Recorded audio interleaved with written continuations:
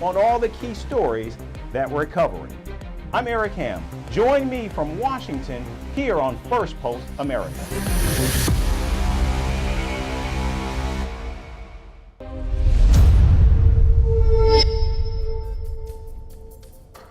Happy Friday and thanks for tuning in. Today in the race for the White House, it's the Bayhive meets K-Hive in Ruby Red, Texas. We'll explain all of it later, but first, here's a look at the latest headlines. More than 30 million Americans have cast their ballots as early voting sees record-breaking numbers. Over 42% of early voters are in fact Democrats, while Republicans have increased their early vote numbers by 27% compared to the 2020 election. However, they still trail Democrats overall by 10 points. Russia's Vladimir Putin says he welcomes Donald Trump's remarks on wanting to end the war in Ukraine. Putin also calls the Republican presidential candidate a sincere person. German Chancellor Olaf Scholz meets Indian Prime Minister Narendra Modi in New Delhi.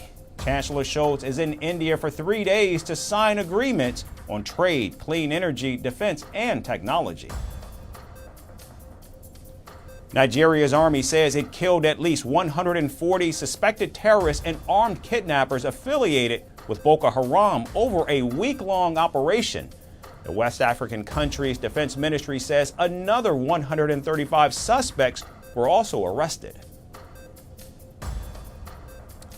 And El Salvador's President Nayib Bukele donates 2 bitcoins to neighboring Honduras. The donation will support the construction of more than 1,000 schools in the Latin American nation.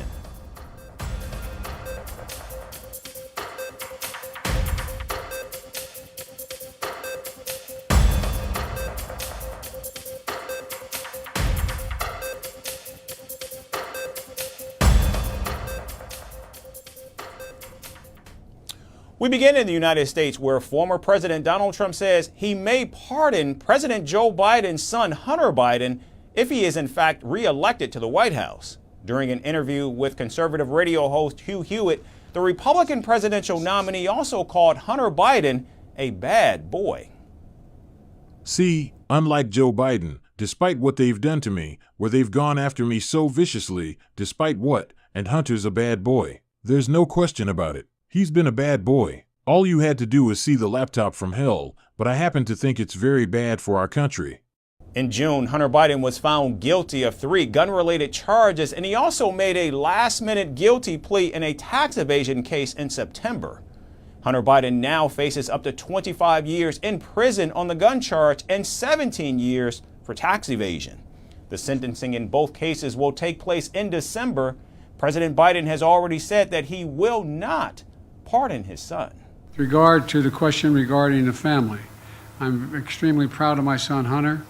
He has overcome an addiction. He's one of the brightest, most decent men I know, and I am satisfied that I'm not going to do anything. I said I abide by the jury decision, and I will do that, and I will not pardon him. Now, in the past, Donald Trump has attacked President Biden over his son's crimes several times. Of course, this was when the commander-in-chief was still running for a second term. Donald Trump has also tried to link Joe Biden to his son's foreign business dealings, and Republicans have claimed that Hunter Biden spent years profiting off close proximity to his father. However, with just 10 days left for the presidential election, the Republican candidate seems to be setting a precedent for his potential re-election. In the latest interview, when asked whether Donald Trump would pardon himself or sack Special Counsel Jack Smith, who is leading the Justice Department's criminal cases against him, the ex-president chose the second option. We got immunity at the Supreme Court. It's so easy. I would fire him within 2 seconds. He'll be one of the first things addressed. And during his term in office, Trump pardoned friends and allies, including his former campaign chairman, Paul Manafort, and businessman Charles Kushner, who is also the father-in-law of Donald Trump's daughter. The former president also issued full pardons to people convicted in the Justice Department's investigations into Russia's interference in the 2016 presidential election. And now, if Americans give him a second chance as president, it's unclear just who and how many people might be on the receiving end of these presidential pardons. And staying in the United States, Vice President Kamala Harris campaigned with former President Barack Obama for the first time this election season.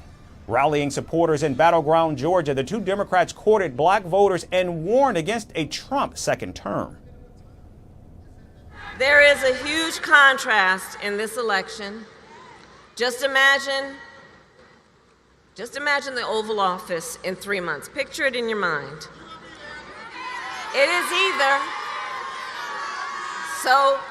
but there's a choice that everybody has. So let's imagine it for a moment. It's either Donald Trump in there stewing over his enemies list, or me working for you, checking off my to-do list. You have the power to make that decision. It is your power. It is your power. Barack Obama also likened Donald Trump's actions to a grandpa who acts kind of funny. I mean, have you seen Donald Trump lately? He out there giving 2-hour speeches, just word salad. Said the other day, January 6th was a day of love, he said that. Like it was Woodstock or Coachella. If your grandpa was acting like this, you'd call up your brother, call up your cousin, you say, hey, have you noticed Grandpa? He acting kind of funny right now. I'm here to explain to you, just because he acts goofy does not mean his presidency wouldn't be dangerous. The 44th president also referred to Donald Trump's previous comments of using the military against his adversaries and said the Republican nominee wants the Army to serve his own interests. But the reason they're speaking up is because they have seen that in Donald Trump's mind, the military does not exist to serve the Constitution or the American people. He doesn't see being commander-in-chief as a solemn, sacred responsibility, just like everything else. He thinks the military exists to do his bidding, to serve his interests. The star-studded rally saw high-profile attendees, including rock legend Bruce Springsteen, film director Spike Lee, and entertainer Tyler Perry, who called for Donald Trump's rejection. Kamala Harris talked about her middle-class roots, affordable health care, and reduced prices of medicines. Now, the glitz and glam of the campaign trail will only get higher in the closing days of the race, as the vice president will be joined today by pop queen Beyonce in Houston, Texas. Former First Lady Michelle Obama will also appear with Kamala Harris on Saturday to mobilize voters in Michigan ahead of Election Day. According to the University of Florida, more than 31 million people have already cast their ballots early across the United States. Meanwhile, over 2 million people in Georgia and Texas have already voted, and over 1 million in Michigan have participated in early voting so far. With the race for the White House in its final lap, swaying undecided voters in the swing states remains the top priority for Kamala Harris. And staying with the race for the White House, Donald Trump, who calls himself a true American and a patriot, has criticized the United States, drawing massive backlash from Democrats. While speaking at a rally in Arizona, Donald Trump called the United States a garbage can for the world and blamed Vice President Kamala Harris for the so-called border invasion. And we're a dumping ground. We're like a garbage can for the world. That's what's happened. That's what's happened to our. We're like a garbage can. Over the past 4 years, Kamala Harris has orchestrated the most egregious betrayal that any leader in American history has ever inflicted upon our people. She has eradicated our sovereign border, and she has unleashed an army of migrant gangs who are waging a campaign of violence and terror against our citizens. Now, time and again, the former president has highlighted stories about undocumented immigrants committing crimes and blamed them for a surge in violence without providing any substantial evidence. In fact, last night, Donald Trump repeated his promise to call for the death penalty of any undocumented immigrant that kills a U.S. citizen, as he plans to ask Congress for 10,000 new Border Patrol agents. They're just bad people. And until we get a fair and free press in this country, they're just bad people. And I'm hereby calling for the death penalty for any migrant that kills an American citizen or a law enforcement officer. Immediately upon taking the oath of office, I will launch the largest deportation program in American history. Forget America. And we will put these vicious and bloodthirsty criminals in jail, or we'll kick them the hell out of our country as fast as we can. Donald Trump's tough rhetoric has drawn criticism even from allies who are increasingly backing Kamala Harris.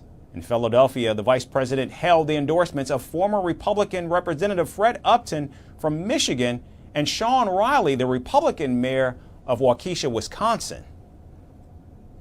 Well, let me start by saying I'm really very proud to announce that we've had some endorsements this morning as we've been rolling out endorsements, but two leaders in the Republican Party, the mayor of Waukesha, and then, of course, former Representative Fred Upton. And this continues to be, I think, evidence of the fact that people who have been leaders in our country, regardless of their political party, understand what's at stake. Either you have the choice of a Donald Trump who will sit in the Oval Office, stewing, plotting revenge, retribution, writing out his enemies list, or what I will be doing, which is responding to folks like the folks last night with a to-do list. Now, Arizona is among a handful of swing states expected to ultimately determine the race. Early in-person voting began this month in the state, which has drawn visits from both presidential candidates. So as Donald Trump sharpens his tone and calls his own country a trash can, the question remains whether these inflammatory remarks will impact voter sentiment. And from the U.S. southward to Mexico, where violence has hit alarming new heights. The North American nation suffered 3 violent attacks carried out by cartels just yesterday. 2 car bombs detonated targeting police stations in central Mexico, and in the south, local police were killed after getting caught in the crossfire of 2 rival gangs. President Claudia Sheinbaum remains committed to a non-confrontational stance, but with cartels increasingly targeting police and civilians, the security crisis seems poised to escalate. Here's more about the onslaught. It was a night of violence in Mexico. In a brutal reminder of Mexico's ongoing cartel war, car bombs exploded outside 2 police stations in the Guanajuato. The first explosion tore through Acámbaro, injuring 3 police officers. A woman and her daughter who were waiting at a bus stop were also injured. Just 30 kilometers away, in Jerecuaro, a second blast targeted a police patrol, blew off a building's roof, and set fire to a police patrol vehicle, injuring at least 2 policemen, according to local media. Early in the morning, at 6:15 a.m., there was a very loud bang, very loud. We thought that a tree from across the street had fallen towards the house. We heard it, we got up, and went out to see what happened, and the only thing we could see were flames and smoke outside the police station. Guanajuato, the state that leads Mexico in homicides, has become a bloody battleground between the Santa Rosa de Lima and Jalisco cartels, both fighting ruthlessly for control. But this is not all that happened yesterday. A third incident in Guerrero state added to the deadly pattern. A violent shootout between suspected cartel members and police left at least 2 officers dead and 4 wounded. Though the Mexican army retaliated, killing 14 cartel members, the message from organized crime is clear. The cartels are not backing down. This eruption of violence comes as newly inaugurated President Claudia Sheinbaum doubles down on her predecessor's hugs not bullets approach to cartel relations.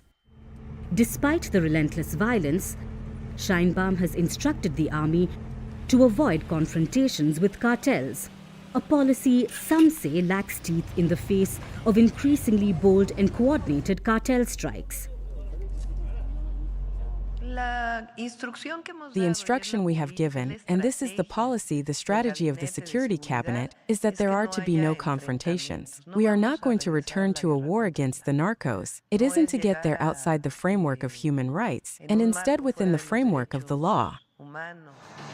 Now, the violence has also spilled over into the United States political arena, with both presidential candidates calling for an American intervention against cartels. Donald Trump's campaign says they will go to war with the cartels. You know what Donald Trump and I want to do? We want to go to war with the Mexican drug cartels. We want to close down the American southern border. We want to reinstitute deportations, and we want to stop the insanity at the southern border.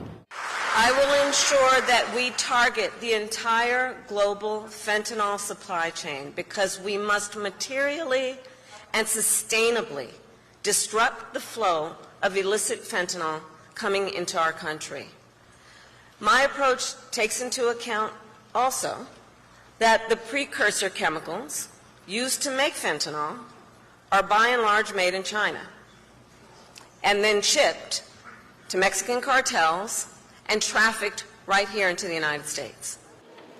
While it takes two to tango, Sheinbaum's administration already appears to be engaged in a warlike situation with the cartels controlling many regions across Mexico's states. But with determination to stick to her course, she continues to resist calls to remilitarize the fight against Mexico's most dangerous criminals. With these latest blasts and violent clashes, the cartels appear to be sending a message of defiance directly to Mexico's new president. The battle for power will not stop. And finally, we dive right back into that never-ending showdown between working from home and heading to the office. As this global tug-of-war drags on, Indians have taken a side. A new study reveals that Indian employees are happier, more productive, and chirpier when they come to work and get a break from Zoom calls. But across the pond, American workers aren't letting go of their remote comfort zones, calling hybrid work the ticket to sanity. So what's better, working from your couch or the cubicle? This final report attempts to answer this nagging question. In the global work from home versus office smackdown, the verdict is in. India's office goers are back at their desks and loving it, while Western workers, they're hugging their laptops like security blankets on the couch and refusing to let go. A spicy new survey spills the tea. Indian office goers are winning the mental health game over their work from home and hybrid counterparts. And what about workers in the West? They're mostly clinging to their sweatpants and the fridge that's oh so conveniently right there. Indians say workload not too bad when compared to their global and American peers. LinkedIn's 2023 report reveals that a whopping 71% of Indians feel that they have to go all overachiever while working from home. Emails at midnight? Check. Forever online? Double check, just in case anyone thinks they're slacking in PJs. And in an ironic little twist, 62% of Indians actually love a good desk bombing. Surprise office visits are the perfect antidote to work-from-home Zoom exhaustion. Who knew impromptu office pop-ins were the new self-care? There are a myriad of factors that boost the mental health of employees. The top on the list are relationships with colleagues, pride and purpose in work, being informed about what's going on, relationships with their managers, workload and flexibility, and control over their job. Meanwhile, stateside and in Europe, hybrid work is considered a basic human right. Forcing employees back to the office, that's basically the corporate version of the Dark Ages. Their mental health requires flexibility, preferably with a view from home that doesn't include cubicles. A latest survey says that 54% of US employees choose couch over cubicle. In response, Western companies are pulling out all the stops, from free lunches to the whole beer tap shenanigan. And yet, employees are rolling their eyes. Amazon, Walmart, and even UPS are ditching work from home and praying their employees show up. Indian employees, on the other hand, are clearly more practical. They want commute help and childcare support. Maybe beer on tap next to a desk isn't quite the holy grail of morale boosters after all. And as the work-life landscape evolves, the days of purely remote work are fading faster than our New Year's resolutions. Only 11.5% of the jobs are fully remote, and workplace gurus are now whispering the new mantra: a little office, a little remote, and maybe that's the perfect work recipe. So while Western workers dig their heels into remote territory, Indian office goers are back in action, soaking up the buzz of office life and feeling the mental boost. To them, the office isn't a chore, it's their second home, because HR says we're a family. That's going to do it for us today. Thank you so much for tuning in, not just today, but all week. Have a great weekend, everyone, and we hope to see you right back here next week. From impeachments to inaugurations, if it's a political story, we are on the scene. The race for the White House is heating up. Kamala, you're fired. I say, bring it on. If it's breaking news, we're live with the latest coverage. From the White House, the State Department, and Capitol Hill, we know the issues, but above all, we know the players to bring you the latest in-depth analysis on all the key stories that we're covering. I'm Eric Ham. Join me from Washington here on Firstpost America.